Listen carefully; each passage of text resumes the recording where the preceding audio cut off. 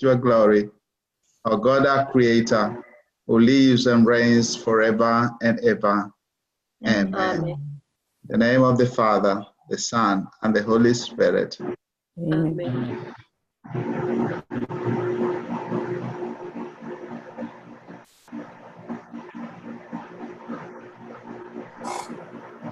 The seasons around the globe, and for helping us become aware again of how all things are interconnected: the environment, the cry of the earth, and the cry of the poor, as well as the joys of the earth and the joys of the life that we share.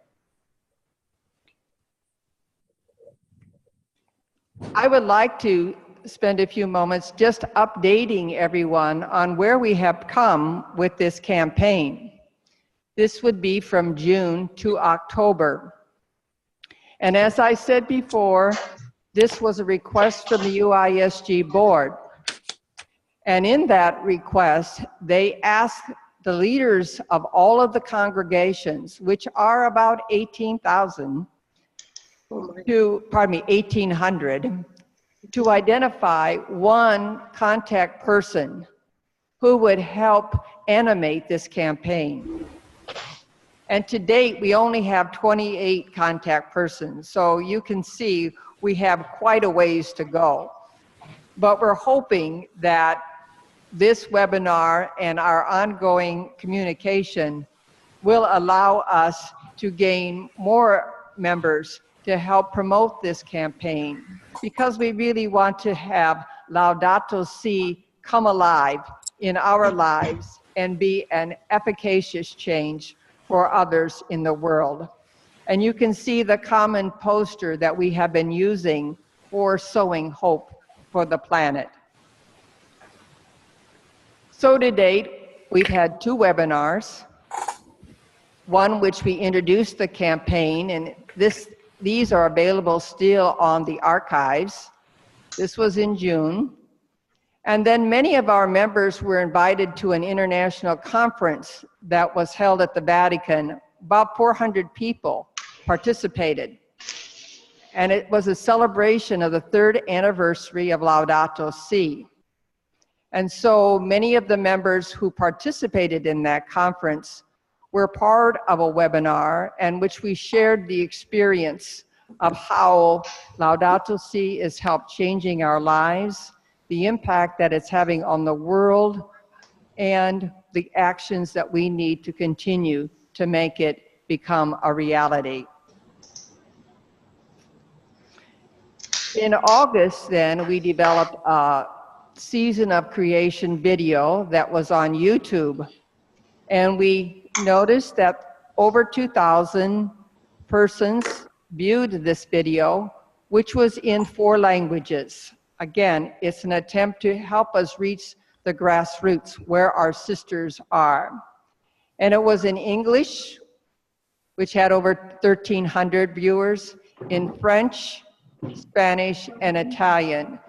So again, we want to get the message out in the language that speaks to the people that we serve. We have a resource through our Justice and Peace Integrity of Creation office called Newsbrief. And this is the website listed for that secretariat. And in 2 issues, both in June and September, we continue to follow up on this campaign and write about the progress and what's happening in the individual lives in our congregations, in a way to share and to inspire others to do some similar activities and to have a source for prayer. Now today is the 3rd webinar, which is called Inspiring Action with Love, Stories from Around the Globe. Really sowing seeds of hope, because we see things in life are springing forth in our planet. So today we're going to hear from 2 different congregations as part of the panel, who are witnesses to the love that has inspired creative action and prayer, as well as a protest. We'll also hear from the Global Catholic Climate Movement, about some initiatives that they are undertaking, including the pilgrimage and the Laudato Si circles. And then we'll have an opportunity for you to do some sharing, to let us know what's taking place in all the different places around the globe, so we can have a sense of how we are working together. And this is the lineup that we have today. You already heard from me, and you will hear more from me throughout this webinar, because I am the coordinator of this campaign. Father Felix led us in prayer. He's the executive co-secretary of the JPIC Commission. And then shortly we're going to hear from Sister Margaret Gonzalez, the Sisters of the Christian Community who youth work, and then Sister Janet McCann, Doors of the Blood of Christ and the gas pipeline, and then Christina Liano for the Global Catholic Climate Movement. So I'd like to say a little bit about Sister Margaret Gonzalez before she shares her slides and her work with the youth and the women in India. She has worked there for 21 years. She encourages the power within the indigenous girls and women by offering residential programs in English and sustainable development skills. She works at the Lord's Ranch in Pune, India, where she stresses the interconnectedness of God and the planetary community of life on Earth. So we look forward to her sharing now her experiences with the youth and women there. So let us welcome Sister Margaret all the way from India. Thank you. Thank you. Hello.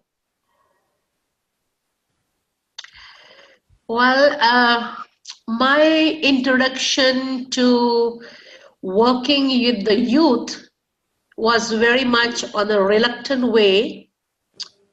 It was more than 22 years ago. I accepted to work for the youth group in a parish, which was notorious enough to discourage any sister or priest.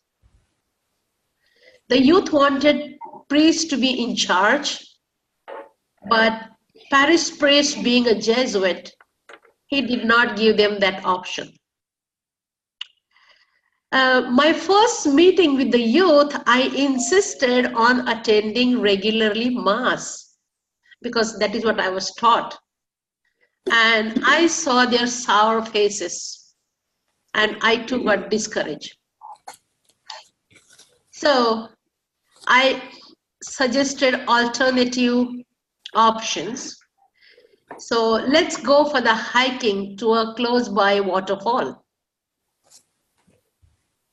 First, I told the youth it is just half an hour walk, and we reached there. After walking for half an hour, the youth started grumbling, "Are you really taking us to the waterfall?"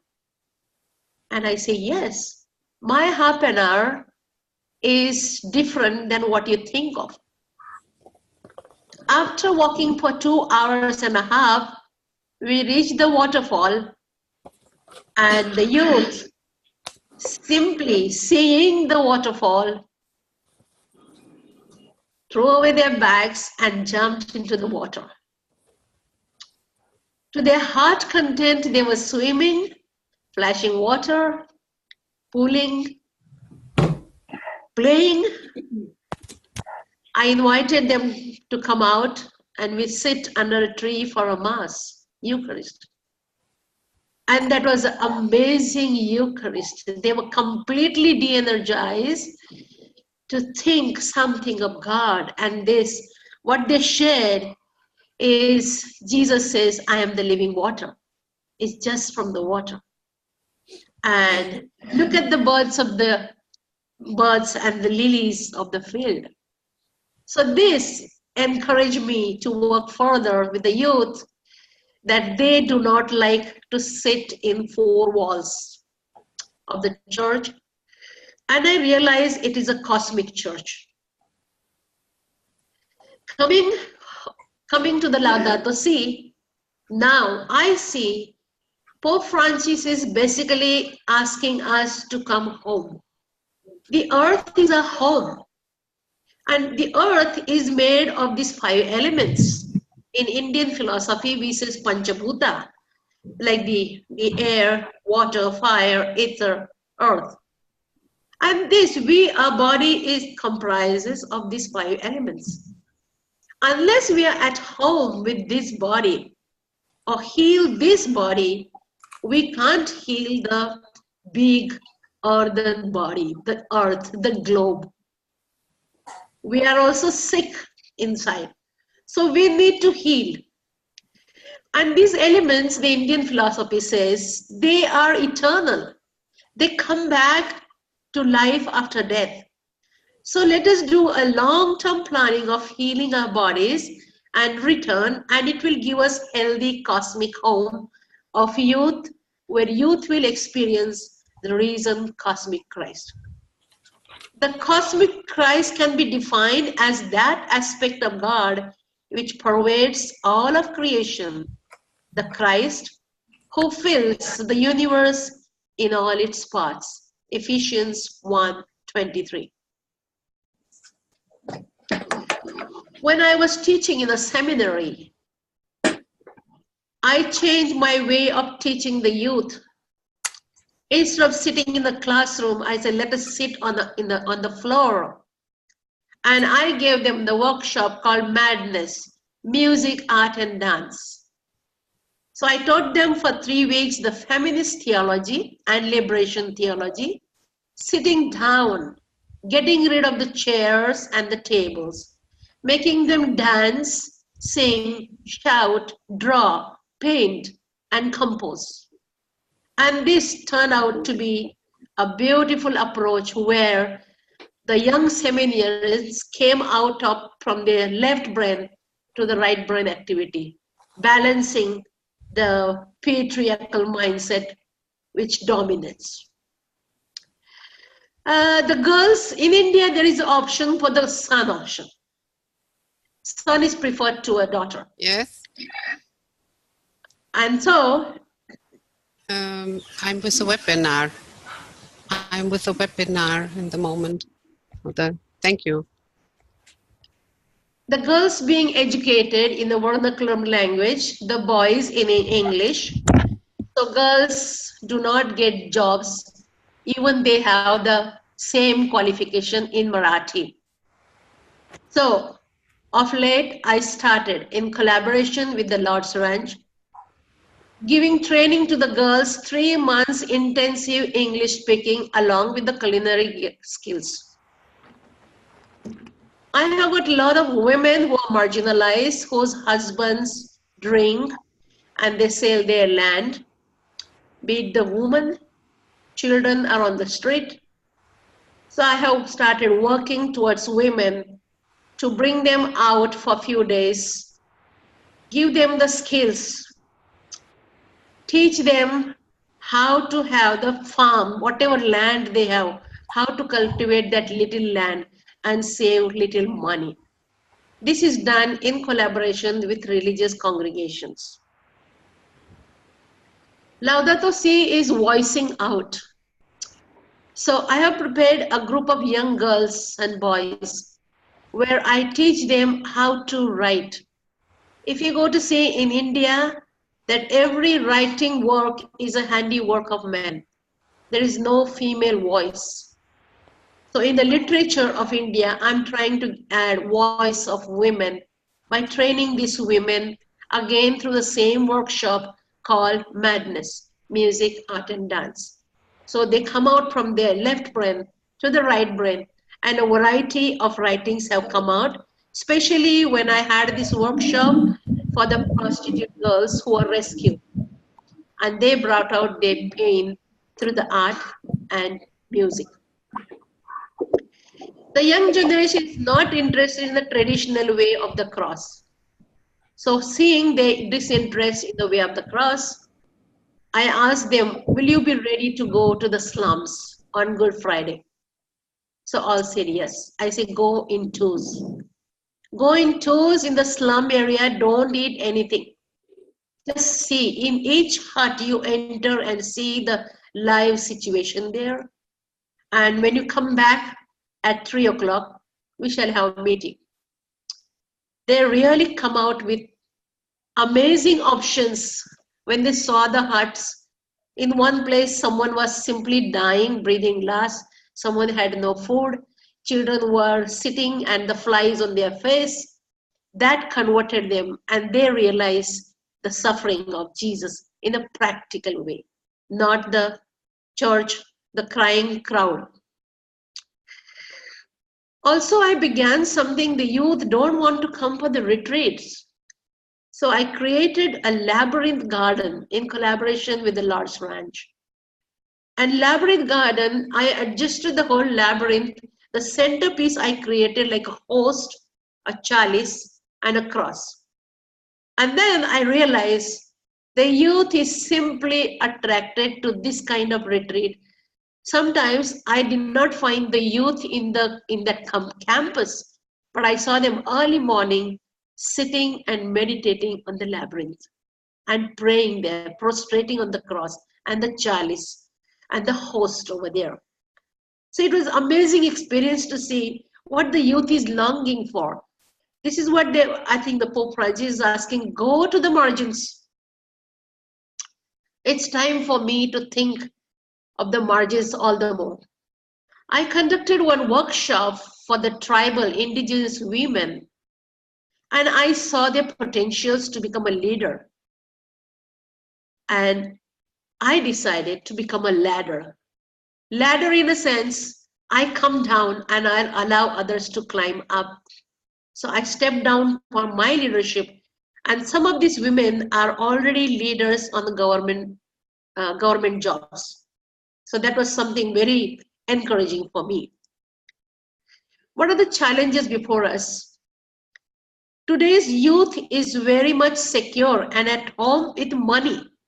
The parents have earned money for them. They have not earned. They have not had the pinch of earning the money.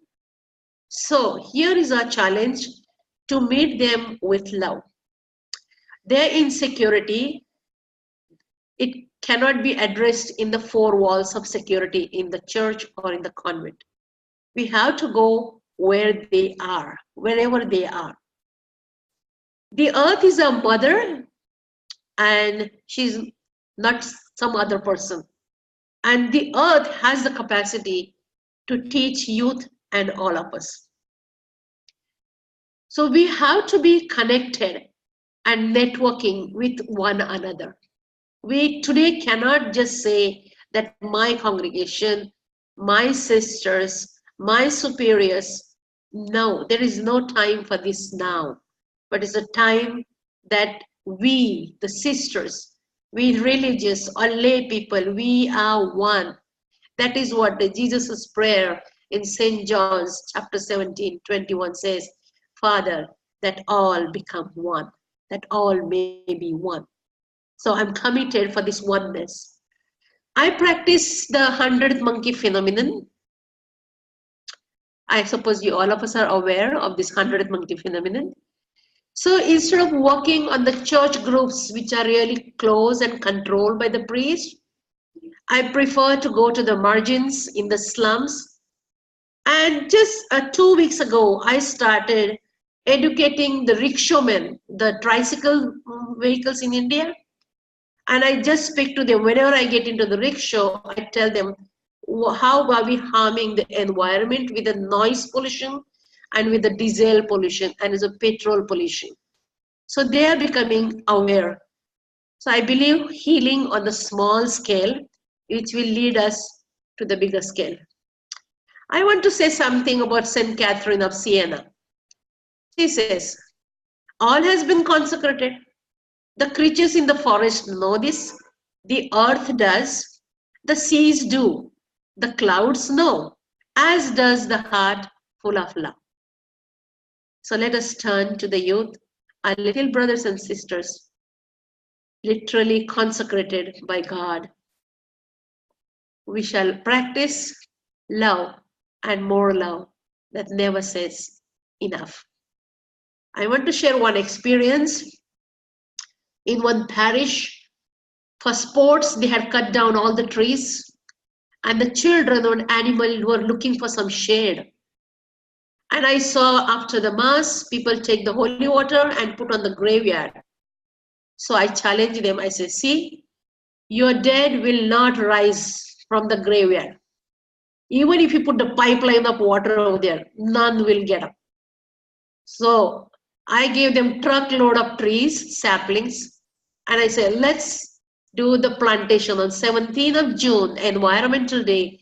We planted the trees in the compound, and I say, every senior citizen, when you come for the first mass, bring a bottle of water and put for the plant. Today, the trees have grown into 25 to 30 feet tall. So I told them, the oxygen from this tree will help your children's children to live longer.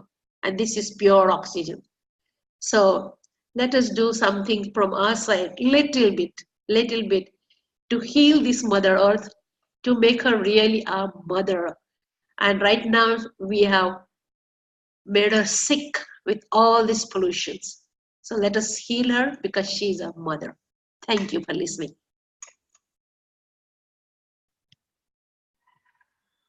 Really beautifully sharing your personal experience and your work with the youth and the women, and really taking ordinary experiences and making them come very much alive, and really helping them find meaning in very simple ways of being with one another. And the people of India are really very, very glad and very happy to have you with them. Thank you. Now Thank you, Sister Sheila. Yeah. Thank you. Now I'd like to turn to the United States with Sister Janet McCann. And she is a Sister of the Doors of the Blood of Christ. And they have experienced really a corporate action against a gas pipeline that's trying to be put through their property in the United States. And they've come at this with a community conviction that they've made even in their past chapter, that they really are about care of the creation, and they're about caring for the future generation and for the people around them. And we're very fortunate to have Sister Janet here to express how they have come to this with their own community. And I'd like to show just a couple slides here from the experience of them taking down a cross that they tried to make that as a sacred land. There's a cross. Also, there is a picture of Sister Janet herself speaking in the cornfield, and I think Sister Janet will speak to that as well as the fact that they are putting solar energy in different parts of where they have their community. So Sister Janet, let's please hear from you in terms of what the sisters are doing for helping make the world a better place. Sister Janet. Thank you, Sheila.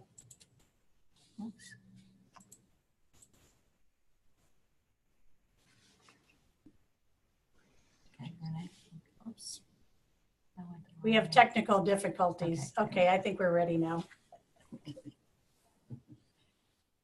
Brene Brown, an American researcher and author, has this quote: "Integrity is choosing courage over comfort.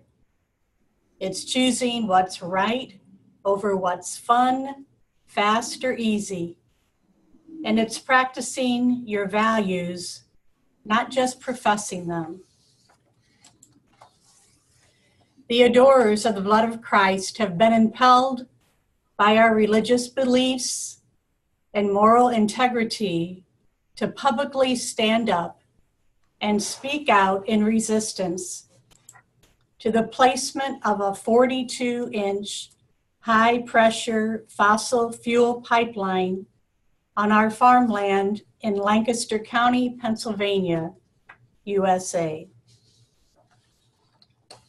This pipeline would greatly expand destructive fracking operations in the state, extend our reliance on toxic fossil fuels, threaten hundreds of water bodies and wetlands, fragment interior forests, and put thousands of families at risk within its explosive corridor. We adopted a land ethic in 2005, which speaks of the sacredness of all creation, where we reverence Earth as a sanctuary where all life is protected. Brene Brown wasn't kidding when she said that integrity is choosing courage over comfort.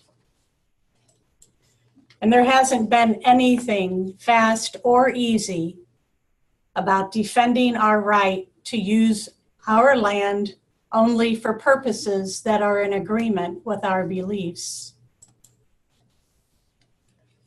One reason we've been able to act with courage is through our joint efforts with Lancaster Against Pipelines, an activist community of local Lancaster County residents. Our partnership gives wonderful expression to youthful energy, passion for the earth,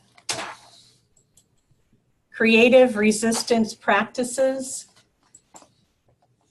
moral integrity, wisdom-based influence, and deeply held religious beliefs.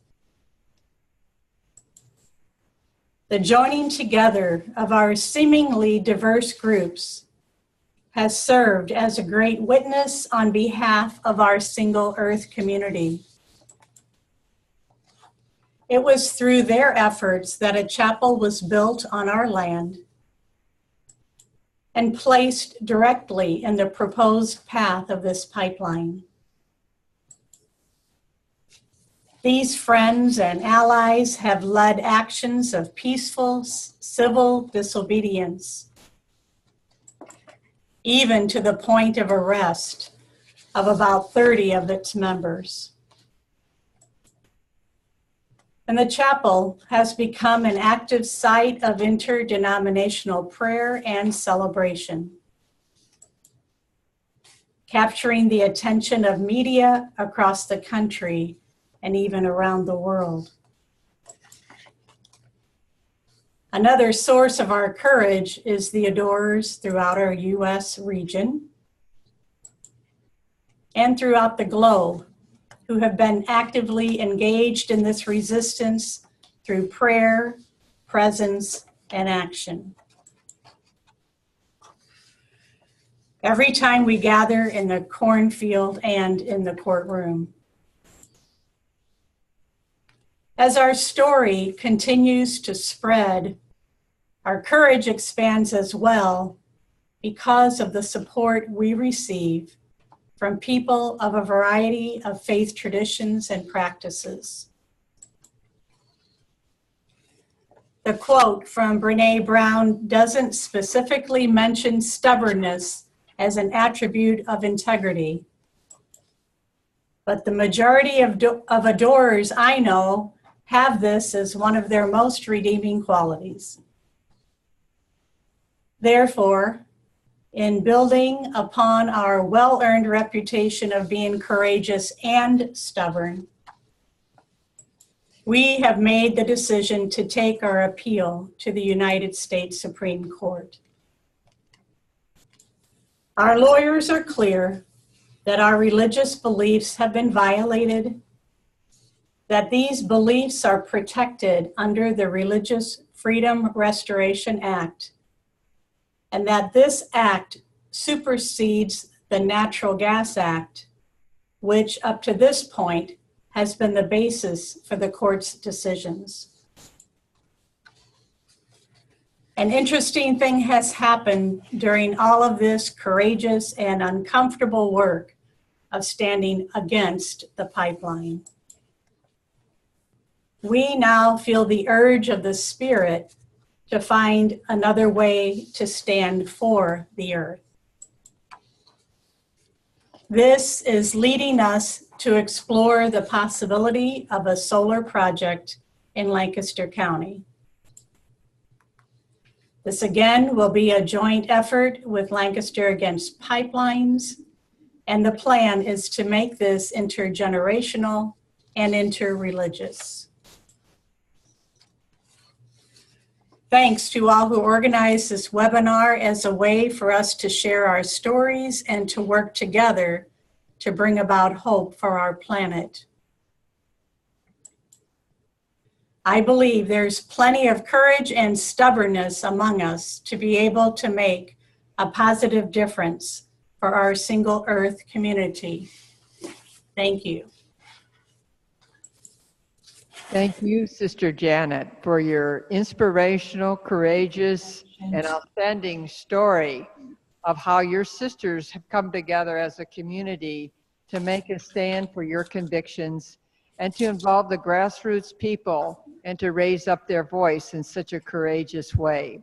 We certainly join you in our efforts of prayer, and I think many people have responded to you with letters and emails that we continue to support you even as you continue your fight all the way up to the Supreme Court of the United States. So thank you for this stand and for your courage and for your grace at this moment.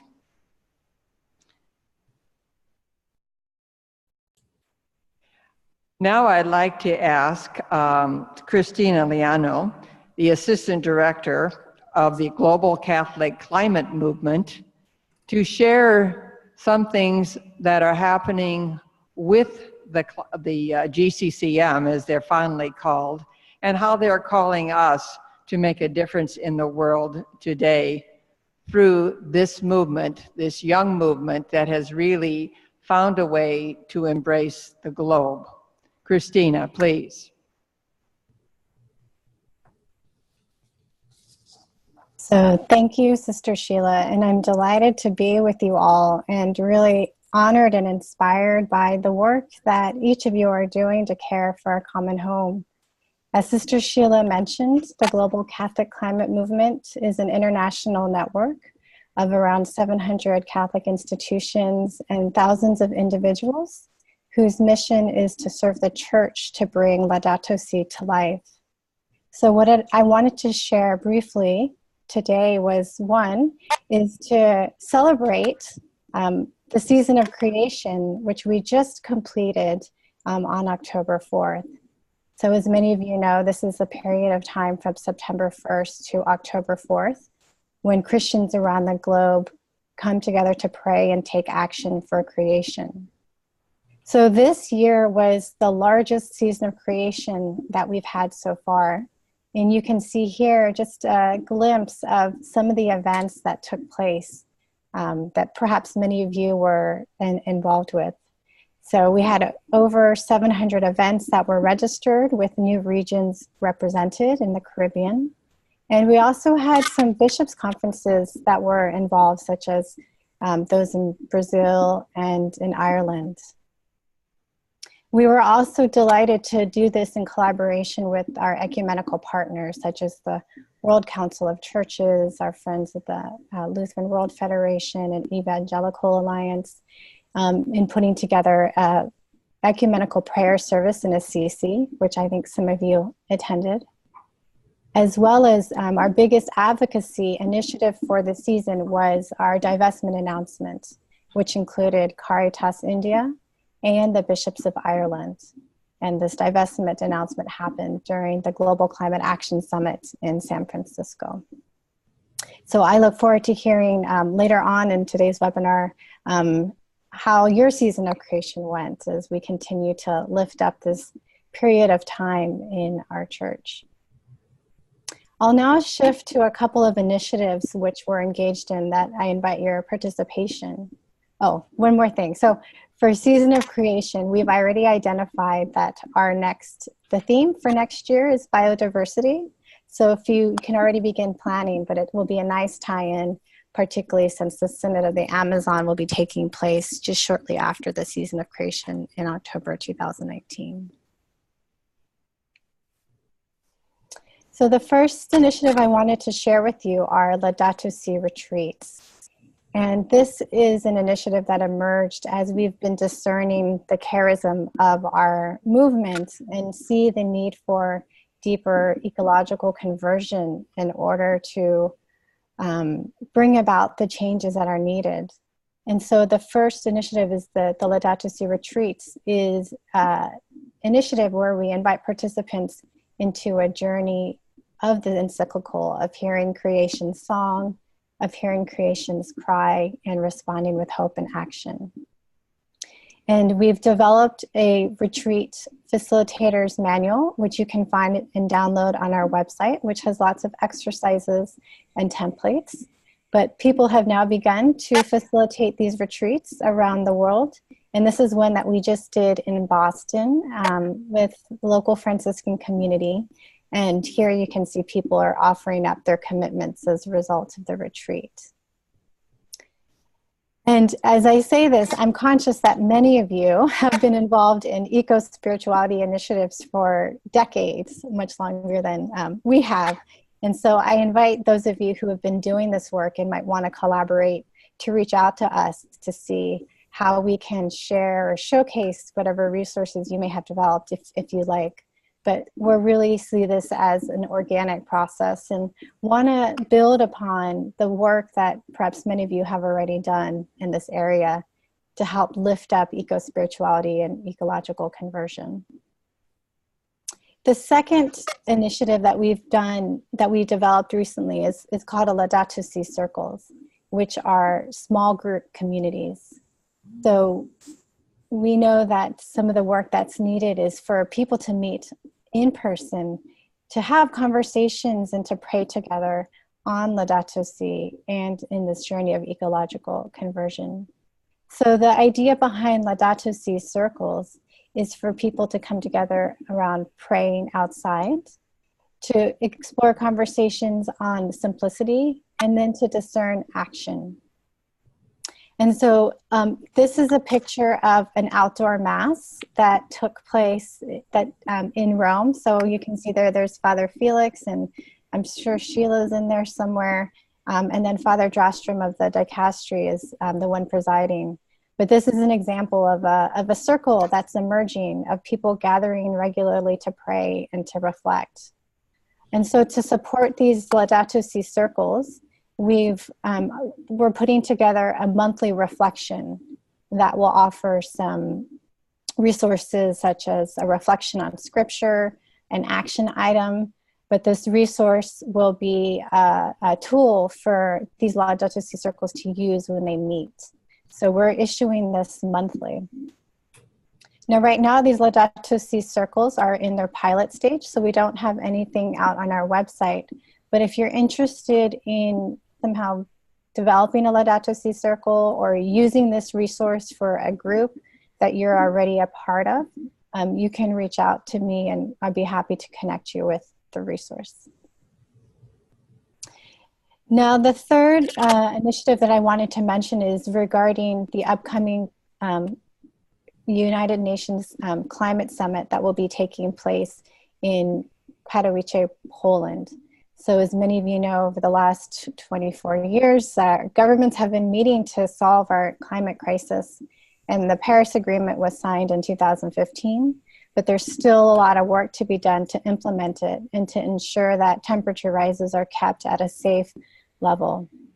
So this year, the climate negotiations meeting will be in Poland.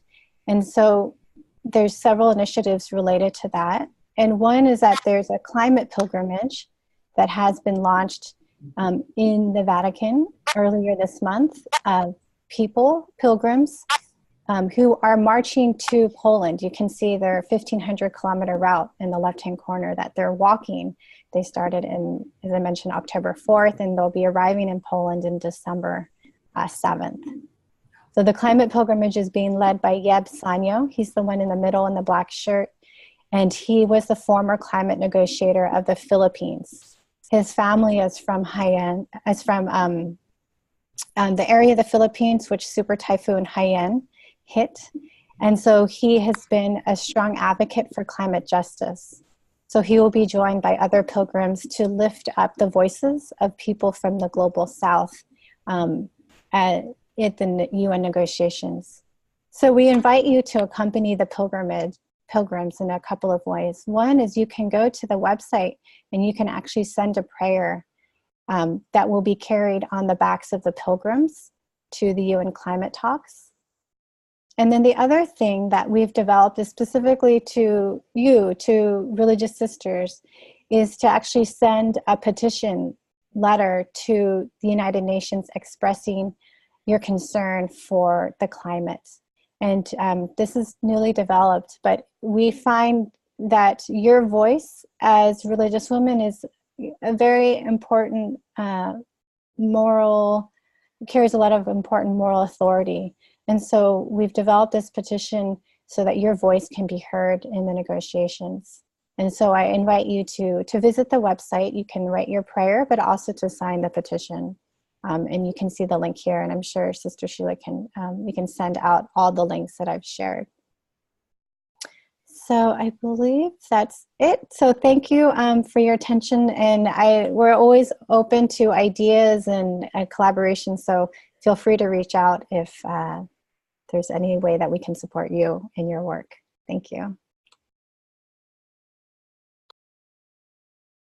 Sharing so quickly the many activities that are going on, as well as the spiritual adventures that you're having to help us come together around the world. And we will continue to put some of these materials both on our website, the www.jpicroma.org, to continue to help move this movement. So with this, I'd like to be able to open this up for anyone to ask questions or to share briefly something that you've been doing, because we had said that this is an opportunity for us to come together and to share those initiatives. And Patrizia will help kind of coordinate this part of the webinar. So Patrizia, please. Thank you to all the sisters for the participation. Here, some sisters are asking for Sister Christina email, and there is also another request. Can we sign up to receive the monthly spotlight via email? So, Christina, if you want just to answer. Yeah, so I put my email in the chat. So if you can email me, and I'll make sure you receive the spotlight or any information that you're looking for. Thank you. I don't have other questions so far. There is a question from the French-speaking people. It's a little bit long, so I will try to synthesize. It's in French, so I will ask our translators to translate into Spanish and English. Je suis en Sicily. I am from Sicily. I have contacts with young people, and we have suggested a small project to the young people in the peripheries, but we noticed that the young people were enthusiastic. We worked together, but what we also noticed is that they don't have a life project. Very often they don't have long-lasting interests. They're worried about not having a job. And how could we help these young people to find an interest in nature again, in the common good, in order to create something together? Thank you.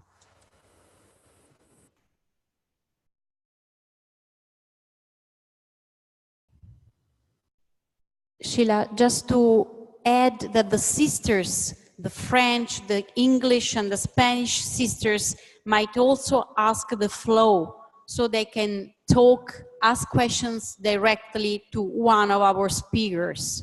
Thank you.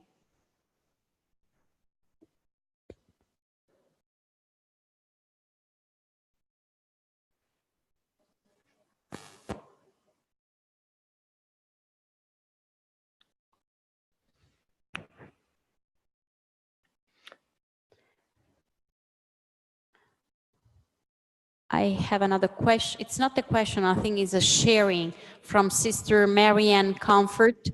The Sisters of Mercy of the Americas conducted a survey of our ministries, institutions, and convents to find out what they are doing for care or creation. And she's giving us the link to share the overview of the results. And she's also giving us her email if we want to learn more. We will send it also to the sisters of the Spanish and French room, so do not worry, because you can't see the chat of the English room. Okay.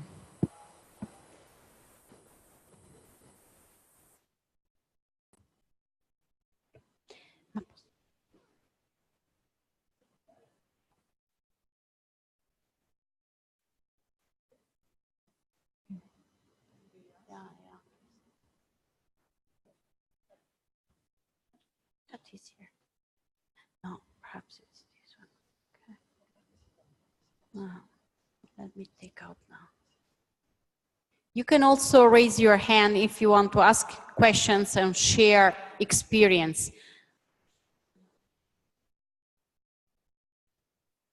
Tengo una pregunta del español. I have a question in English. I hope our translators can translate into English and French. This is not a question, but rather a comment. What I see in Argentina, in the area where I live, and what the people there is in the area of Gran Buenos Aires. There are not many places. It would be like starting from zero to raise awareness, because there are no areas where we can do that.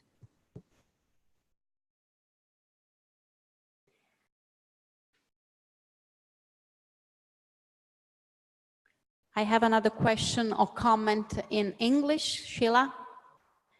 The 200th anniversary of our foundation is approaching. Our area of our FCJ society will plant 200 trees as part of the celebration. Wonderful. That's great. Thank you very much for that. Maybe you can take a picture of that and let us see the results of such a planting. Wonderful way to celebrate 200 years.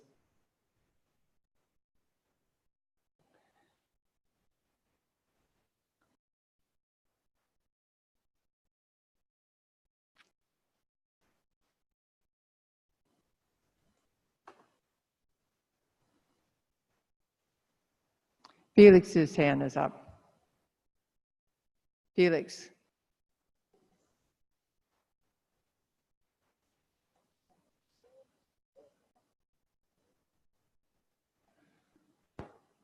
Do you hear me? Yes. Yes. Thank you for all of you and your very rich experience. How, as religious, as consecrated men and women, mostly women here, you are doing for the care of creation. I just want to especially thank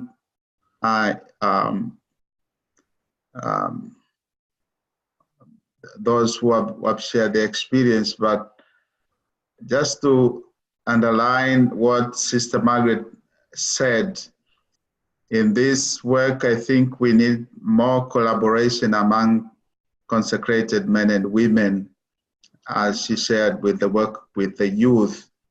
So collaboration and network is more effective. So this is my call that as consecrated women, let us also be in collaboration with religious men who are prepared to leave aside the so-called clericalism and come together with congregations of women to take care of creation. Sharing experience is particularly very enriching, as you can see, because it creates models, it creates ideas that can be replicated wherever we are doing mission or wherever our sisters and brothers are in mission. So my point is to stress on collaboration and networking, working together, sharing what we are doing.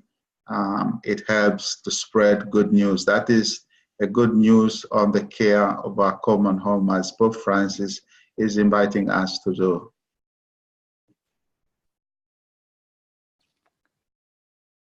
Sister Janet Janet.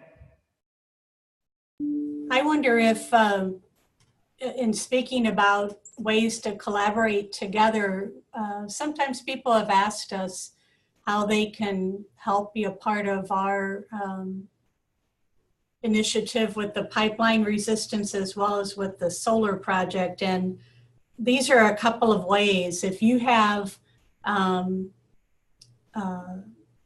community members or environmental allies that live in the Washington, D.C. area, if you would invite them to come to the October 22nd press conference that will be held at 9:30 a.m.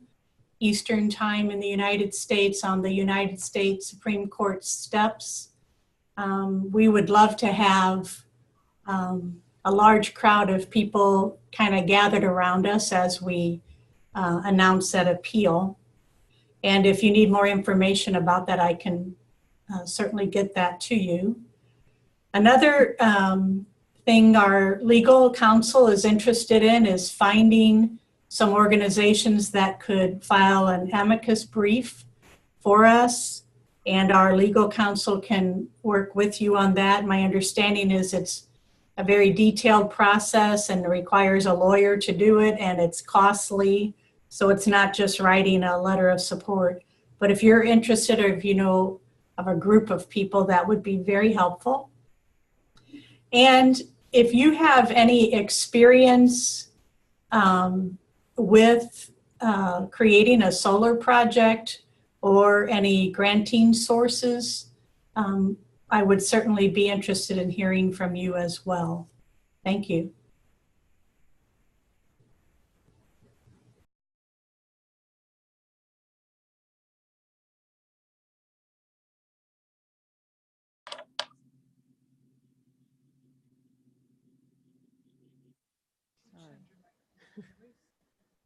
Beatriz, you have the floor.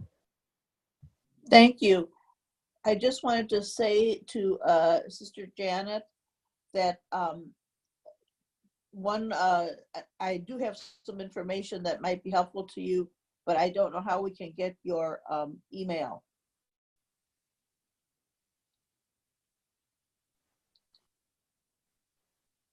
What we will do after this webinar is put together the information that people have been asking for, and we will post that on the JPIC Roma website, and we will let those who have participated in this website know that, and we will list the resources that are necessary for what have been addressed at this webinar. So yes, Sister Janet, if you can put some things together that will be helpful for those who want to participate, and also Christina as well.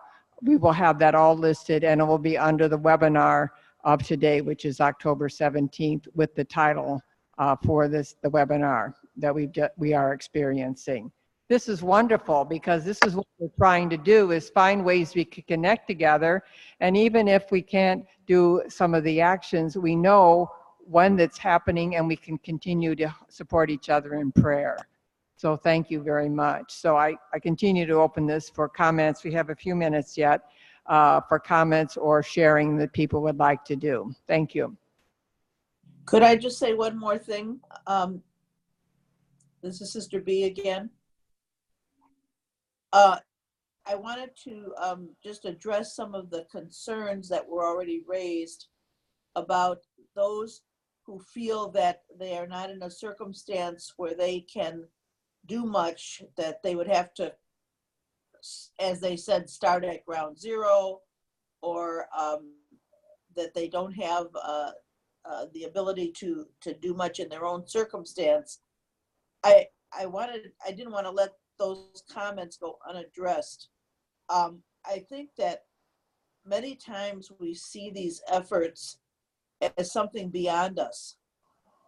But I think that if every person just looks at their own circumstance, at those they are already serving through ministries they are already doing, that we can all find a way to get the global care of the earth consciousness into whatever ministry we are already involved in. I'll just give you one example. Our sisters in Indonesia and also our sisters in Malawi are primarily teachers. And as most sisters are overworked, underpaid, and don't have a lot of extra time, and sometimes feel frustrated that they can't do more for the care of the earth. But what they do is, in their teaching, they teach the children in a very hands-on way to care for Mother Earth. Every child from the time they start school are taught to keep their compound clean, to pick up papers. They are all the children are involved in planting flowers in their compound, of caring for the trees in their compound. And when you visit the schools, they are very proud to show you the plants that they're growing and the beautiful shade that they have because they have cared for the trees. And that little bit of education that goes on every day will eventually affect their countries. So I think those of us who are JPIC promoters need to continually encourage our sisters, no matter where they are and no matter what their circumstance, that what they're already doing contributes tremendously to the health and healing of Mother Earth. Thank you, Bea. Well said. Very well said.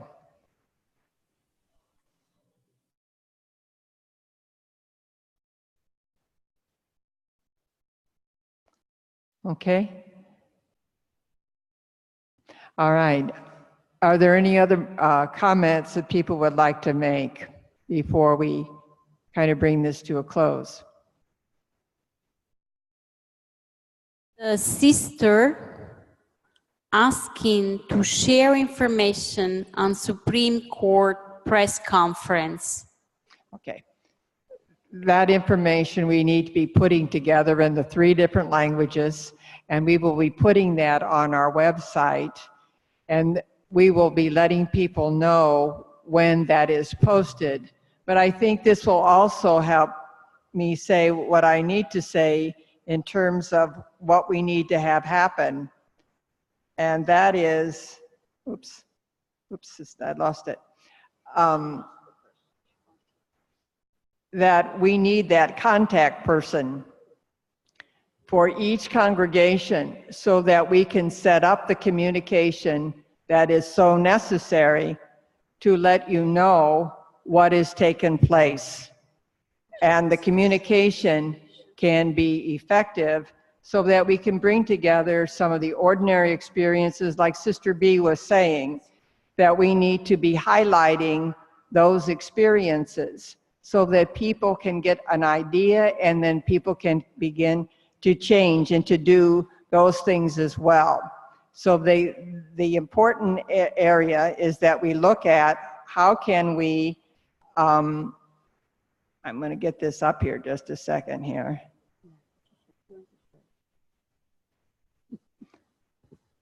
How can we form this network of from 28 contact people for each congregation to 1 from every congregation so that we can share the information, the suggestions, the examples with one another and begin to build that network that's so important for this campaign of sowing hope for the planet in very ordinary ways that we can begin to make a difference.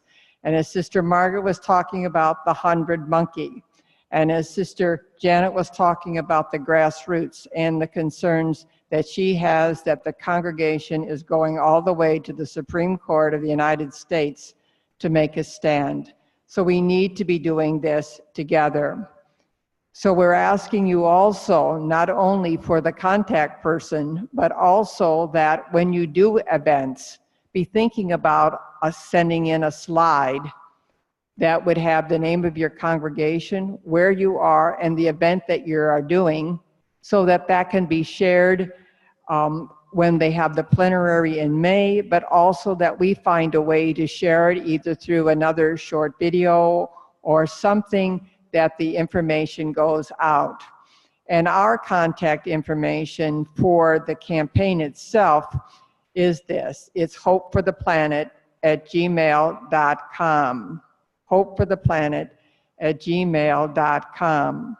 And this webinar is archived so that you can look at it again and you can begin to share it with other members of your congregation, have a continuing sharing reflection about where you see yourself going. As we said, this is the beginning of a campaign. We want to involve as many people as possible. UISG is 1,800 congregations, and as you heard Father Felix say, let's network together, let's bring in our brothers, help them become a part of this movement as well. But when you talk about 1,800 congregations, I think you're talking about 800,000 sisters. So there's much work to be done, and an incredible amount of impact can be made if we work together. So I would like to, from my part, to thank you for this webinar, for the participation that you've given, and I will turn this over to UISG for any final comments. But again, thank you, Margaret, thank you, Janet, thank you, Christina, thank you, Felix, and thank you for all that have participated in any way with the webinar, and Patrizia and Florence, and our interpreters, for our translators. Thank you very, very much. God bless.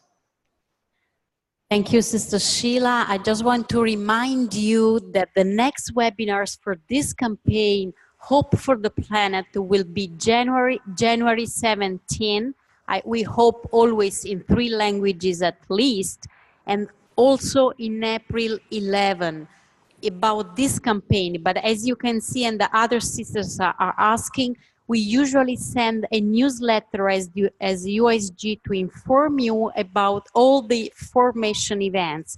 So if you are not the Superior General and you do not receive our email, our newsletter, so please go on our website, uisg.org, and in the right column, you can find a way to subscribe the newsletter in the language you like. We have just 4 languages at the moment. So thank you, Sister Sheila, for keeping up and keep going this campaign on behalf of UISG. And we will also meet Sister Sheila in the plenary in May 2019. So thank you again. You will receive the recorded video in a few days in your email. Thank you very much for your participation.